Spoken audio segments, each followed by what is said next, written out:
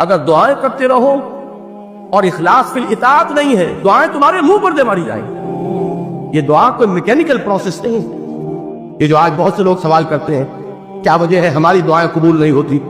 پہلے لوگوں کی دعائیں قبول ہوتی تھی۔ نبی اکرم صلی اللہ علیہ وسلم نے اس کی وضاحت کر دی۔ آپ نے نقشہ کھینچا ہے کہ ایک شخص ہے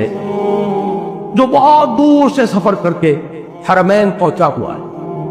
ملتزم سے چمٹا ہوا ہے، یا جبل نور پر دھینگا مشتی کر کے اوپر پہنچا ہوا ہے، سب سے اوپر پہلوان قسم کا آدمی، اور اس نے ہاتھ اٹھائے ہوئے ہیں، پکار رہا ہے اللہ کو، رجلا اشعث اکبر یطیل السفر، بڑا لمبا سفر کر کے آیا ہے، کپڑے غبار آلود ہیں، بال گردے سے اٹے ہوئے ہیں، یمد یدہ الی السماء، اور اپنے دونوں ہاتھ آسمان کی طرف پھیلا رہا، یا رب یا رب، وَأَنَّا يُسْتَجَابُ لِذَلِكَ، اس شخص کی دعا کیسے قبول ہو؟ وَمَطْعَمُهُ حَرَامٌ وَمَلْبَسُهُ حَرَامٌ